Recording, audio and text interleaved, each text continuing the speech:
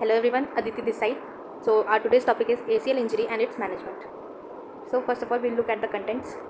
Introduction, anatomy of the ACL, mechanism of injury, clinical features, and how to diagnose that it's ACL injury or not, classification of ACL injuries, how to do the management, conservative and surgical, prognosis, prevention, and afterwards conclusion. So let's talk about introduction. What is ACL? ACL or anterior cruciate ligament is one of the most vital ligaments of the knee. Its function is to provide anterior, posterior and rotational stability to the knee. In detail if we'll say कि ACL का काम क्या है, तो वो anterior translation of tibia को prevent करता है ताकि हमारा टीबिया फीमर पे बहुत ज़्यादा आगे की तरफ ट्रांसलेट स्लाइड ना हो, और रोटेशनल स्टेबिलिटी प्रोवाइड करता है। बेसिकली कहा जाए तो ACL नी जॉइंट को स्टेबल रखता है एक्टिविटीज़ में, जैसे कि रनिंग, जंपिंग और सडन डायरेक्शन चेंज करना हो। तो अब बात करते हैं एपिडेमियोलॉजी की। ये one of the most common ligament injuries है। सबसे ज़्यादा young athletes, football player, basketball player, skiing या फिर पाइवट स्पोर्ट्स में देखने को मिलती है। अब इसका इम्पैक्ट क्या होता है? It leads to pain, swelling, instability and inability to return to sports without proper treatment. Now let's talk about anatomy of ACL। Location, ये होती कहाँ पे है? It runs diagonally inside the knee joint. ये femur को tibia से connect करती है। फीमर मतलब कि थाई बोन और टीबिया मतलब कि शिन बोन, यानी कि आपकी लेग की बोन। अब जैसे कि बात किया, इसका फंक्शन क्या है पता चल गया। ये फॉरवर्ड मूवमेंट ऑफ टीबिया को प्रिवेंट करती है, मतलब एक्सेसिव फॉरवर्ड मूवमेंट को प्रिवेंट करती है, और एक रोटेशनल स्टेबिलिटी प्रोवाइड करती है। स्ट्रक्चर, इसके दो बंडल्स होते हैं, एक एंटेरोमीडियल, एक पोस्टेरोलेटरल। ब्लड सप्लाई इसकी लिमिटेड होती है, जिसकी वजह से इसकी नेचुरल हीलिंग पॉसिबल नहीं है या बहुत पुअर होती है। As you can look in the diagram how normal ACL और how a torn ACL looks. Now talking about mechanism of ACL injury. तो मैकेनिज्म ऑफ इंजरी क्या होती है? ये मैकेनिज्म ऑफ इंजरी होती है हमारी इंजरी हुई कैसे, मतलब the pattern of the injury.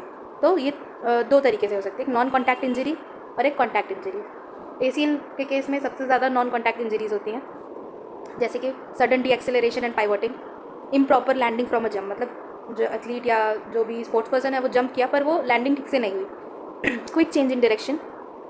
बात करते हैं कॉन्टैक्ट इंजरी की। Direct blow to the knee, जैसे कि फुटबॉल टैकल के टाइम पे होता है, डायरेक्टली नी पे हिट हो तो हो सकती है। अब बात करते हैं रिस्क फैक्टर्स की। तो ये फीमेल एथलीट्स में ज़्यादा होती है। क्यों? क्योंकि उनके वाइडर पेल्विस या हार्मोनल इन्फ्लुएंस या बायोमैकेनिक्स की वजह से, और वीक हैम्स मतलब हैमस्ट्रिंग जो आपकी मसल होती है वीक होने की वजह से हो सकती है, पुअर मसल कोऑर्डिनेशन की वजह से हो सकती है, और इम्प्रॉपर फुटवेयर की वजह से हो सकती है। जैसा कि आप डायग्राम में देख सकते हैं, ये मैकेनिज्म क्या है? जब हमारा फीमोरल अडक्शन होता है, एडीडक्शन, ओके, और डायनेमिक वैल्गस नी पे अबडक्शन और एंकल का ई वर्जन हो रहा है, तो हमारा जब ये पूरे लेग मतलब लोअर लिम्ब हमारा पूरा इस पोजीशन में रहेगा, तभी सबसे ज़्यादा ACL इंजरी होने के चांसेस होते हैं।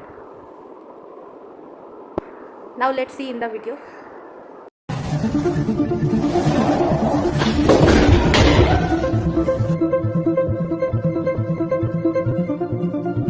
This is also one of the causes जब ACL की टीयर या ACL इंजरी देखने को मिलती है। ये नॉट ओनली द कॉज, ये भी एक तरीके से, इस तरीके से भी हो सकता है। Now talking about clinical features. Clinical features मतलब सिम्टम्स ऑफ ACL इंजरी। सबसे पहले तो at the time of injury, मतलब आप किसी भी ऑर्थोपेडिक्स या किसी भी फिजियोथेरेपिस्ट के पास जाएंगे तो वो हिस्ट्री लेते वक्त आपसे यही पूछेगा कि जब गिरे थे या घुटना में चोट आया था तो क्या किसी तरीके का पॉपिंग साउंड सुनने के लिए मिला था। तो ये इसका क्लिनिकल फीचर है, मतलब क्लासिकल साइन है। तो नेक्स्ट पॉसिबल सिम्टम होता है इमीडिएट पेन और स्वेलिंग देखने को मिलती है। अब कहीं पे चोट लगी है, जॉइंट के अंदर में ब्लीडिंग हो रही है, तो उसकी वजह से दर्द, सूजन, वार्मथ भी देखने को मिलती है। फीलिंग ऑफ इंस्टेबिलिटी, मतलब जैसे भागते भागते या चलते चलते कभी कभी लगता है नी बकल कर रहा है, या मतलब इतना सपोर्ट या स्टेबिलिटी नहीं मिल रही है और फुली फ्लेक्स या एक्सटेंड नहीं कर पा रहे हैं नी को। और एथलीट्स में मोस्ट कॉमन कंप्लेन होती है कि नी अनस्टेबल फील होता है, या रनिंग करते वक्त या डायरेक्शन चेंज करने में, ये सारी चीज़ों में अनस्टेबिलिटी फील होती है। और क्रोनिक सिम्टम्स क्या हो सकते हैं? मतलब जो लंबे टाइम से परसिस्ट करे, इग्नोर किया कि ACL इंजरी हुई थी, तब क्या हो सकता है? परसिस्टेंट इंस्टेबिलिटी, मतलब लंबे टाइम से इंस्टेबिलिटी बनी हुई है। डिफिकल्टी इन स्पोर्ट्स खेलने में डिफिकल्टी होगी, और अगर लंबे टाइम तक ACL अनट्रीटेड रहता है तो उसके साथ हमें मेनिस्कस डैमेज भी देखने को मिलता है। अब हम डायग्नोज एज अ फिजियोथेरेपिस्ट, सबसे इंपॉर्टेंट है कि हम डायग्नोज कैसे करेंगे। तो सबसे मोस्ट इंपॉर्टेंट चीज़ टू डायग्नोज एनी इंजरी या एनी कुछ भी डायग्नोज करने के लिए, तो in medical field it is very important to how to diagnose. तो किसी भी चीज़ को डायग्नोज करने की सबसे पहली चीज़ और सबसे इंपॉर्टेंट चीज़ होती है हिस्ट्री टेकिंग। तो हम हिस्ट्री टेकिंग कैसे करेंगे? ऑब्वियसली पेशेंट से, एथलीट से पूछेंगे कौन सी स्पोर्ट्स एक्टिविटी खेलते वक्त उनको चोट लगी, कैसे चोट लगी, और मैकेनिज्म ऑफ इंजरी। तो ये सारी चीज़ें हिस्ट्री लेने के बाद फिर फिजिकली एग्जामिन करेंगे। तो ACL के लिए सबसे ज़्यादा यूज़ होने वाला टेस्ट है Lachman test, anterior drawer test and pivot shift test. ACL tear के लिए सबसे ज़्यादा यूज़ करते हैं लैचमेंट टेस्ट और एंटीरियर ड्रॉवर टेस्ट, ये 2 टेस्ट सबसे ज़्यादा यूज़ किए जाते हैं। Will discuss it later. और फिर इमेजिंग्स, तो एक्सरे और MRI is gold standard for this, क्योंकि एज यू ऑल नो कि एक्सरे में हम सिर्फ बोन्स देख सकते हैं, सॉफ्ट टिश्यू स्ट्रक्चर्स नहीं दिखते हैं। तो एमआरआई करेंगे ताकि टीयर और इनफैक्ट दूसरे डैमेजेस भी देख सकें, ताकि मेनिस्कस और ये सारी चीज़ें छूट नहीं जाए। अब बात करते हैं ACL इंजरी के क्लासिफिकेशन की। तो ACL इंजरी यानी कि लिगामेंट में कोई भी टीयर या उसको स्प्रेन बोलते हैं। तो ये 3 कैटेगरी होती है, ग्रेड 1, ग्रेड 2 एंड ग्रेड 3। तो माइल्ड डैमेज है तो it is grade 1, partially turn है तो ग्रेड 2 और कम्प्लीटली टर्न है तो ग्रेड 3। अब बात करते हैं सीवियरिटी की। तो ग्रेड 1 क्या होता है? माइल्ड इंजरी जो सिर्फ माइक्रोस्कोपिक टीयर्स कॉज करता है ACL में, और ये ओवरऑल नी जॉइंट को मतलब एक इंस्टेबिलिटी प्रोवाइड नहीं करता, बस थोड़े बहुत टीयर्स लिगामेंट में देखने को मिलते हैं। ग्रेड 2 एक मॉडरेट इंजरी है जिसमें ACL पार्शियली टॉर्न होता है और इसमें नी थोड़ा बहुत अनस्टेबल हो जाता है और कभी कभी बकलिंग या गिव अवे टाइप्स सिचुएशन या सिम्टम्स देखने को मिल सकते हैं। ग्रेड 3 ये सीवियर इंजरी है जिसमें ACL कम्प्लीटली टॉर्न होता है और बहुत ज़्यादा अनस्टेबल फील होता है, और ज़्यादातर ACL इंजरीज ग्रेड 3 की होती है। बाकी की 10% से 28% तक की ग्रेड 1 या ग्रेड 2 होती है। बात करते हैं मैनेजमेंट की। तो ACL इंजरी का मैनेजमेंट 3 फैक्टर्स पे सबसे ज़्यादा निर्भर करता है। टीयर कैसा है, पेशेंट का एक्टिविटी लेवल क्या है, और उसके साथ और कोई इंजरीज तो नहीं है। तो टाइप ऑफ टीयर में पार्शियल वर्सेस कंप्लीट, और पेशेंट एक्टिविटी लेवल मतलब सेडेंट्री लाइफस्टाइल है, एथलेटिक है, स्पोर्ट्स पर्सन है, उसके हिसाब से डिसाइड करेंगे कि मैनेजमेंट कैसा होगा। एसोसिएटेड इंजरीज मतलब meniscus tear, collateral ligament injury या कोई कार्टिलेज डैमेज तो नहीं। वेरी ऑफन ACL के साथ MCL और मीडियल मेनिस्कस का टीयर देखने को मिलता है, जिसको वेरी कॉमनली अनहैप्पी ट्रायड के नाम से जानते हैं। तो फॉर रूलिंग दैट आउट, ये मतलब मैनेजमेंट करने के लिए एसोसिएटेड इंजरीज का पता होना भी बहुत ज़रूरी है। तो 2 मेन अप्रोचेस, कोई भी इंजरी होती है तो सबसे 2 मेन अप्रोचेस होते हैं, कंजर्वेटिव यानी कि नॉन सर्जिकल मैनेजमेंट और दूसरा सर्जिकल मैनेजमेंट। तो बात करते हैं कंजर्वेटिव मैनेजमेंट। ये ज़्यादातर पार्शियल ACL टीयर ग्रेड 1 या ग्रेड 2 के पेशेंट्स में किया जाता है, जिनकी फिजिकल डिमांड्स कम हो, चिल्ड्रन हो उनके में, या सेडेंट्री लाइफस्टाइल वाले लोग हैं उनके में। इसका कंजर्वेटिव मैनेजमेंट का मेन गोल क्या है? Pain relief, restoration of mobility, muscle strengthening, ताकि अनस्टेबल लिगामेंट के लिए वो कंपनसेट कर सके। और हमारा मेन मोटिव या एम क्या है? ताकि पेशेंट नॉर्मल डेली एक्टिविटीज़ बिना किसी इंस्टेबिलिटी के परफॉर्म कर सके। दूसरा है सर्जिकल मैनेजमेंट। ये ग्रेड 3 या कंप्लीट टीयर्स में करा जाता है, जिनके में रिकरेंट इंस्टेबिलिटी देखने को मिलती है, या एथलीट या कोई स्पोर्ट्स पर्सन है जिसको हाई नी स्टेबिलिटी की ज़रूरत है, तो उसके में ACL रिकंस्ट्रक्शन किया जाता है यूजिंग ग्राफ्ट्स। वो ग्राफ्ट हैमस्ट्रिंग, पटेला, क्वाड्रिसेप्स टेंडन हो सकते हैं। और उसके बाद एक प्रॉपर फिजियोथेरेपी रिहैब प्रोटोकॉल बनाया जाता है पूरी। जैसे 50% सर्जरी इज इंपॉर्टेंट, तो 50% physiotherapy rehab is also important in any surgery. और खास करके ACL रिकंस्ट्रक्शन या मीडियल मेनिस्कस की रिपेयर में या मेनिस्कोटॉमी में, ये सारी चीज़ों में फिजियोथेरेपी भी उतना ही रोल प्ले करती है जितना कि एक सर्जरी प्ले करती है। तो ACL रिकंस्ट्रक्शन और उसके रिहैब प्रोटोकॉल के बारे में will discuss in our next video. आज will know about only ACL injury और उसका मैनेजमेंट। तो इसका की पॉइंट क्या है? मतलब बोथ ऑप्शंस रिक्वायर फिजियोथेरेपी, मतलब इधर कंजर्वेटिव और सर्जिकल, फिजियोथेरेपी करनी है। और यंग एक्टिव इंडिविजुअल्स, एथलीट्स के लिए surgery is the more suitable option, क्योंकि उनको वापस से स्पोर्ट्स इवेंट्स में पार्टिसिपेट करना है। They need more stability, high stability.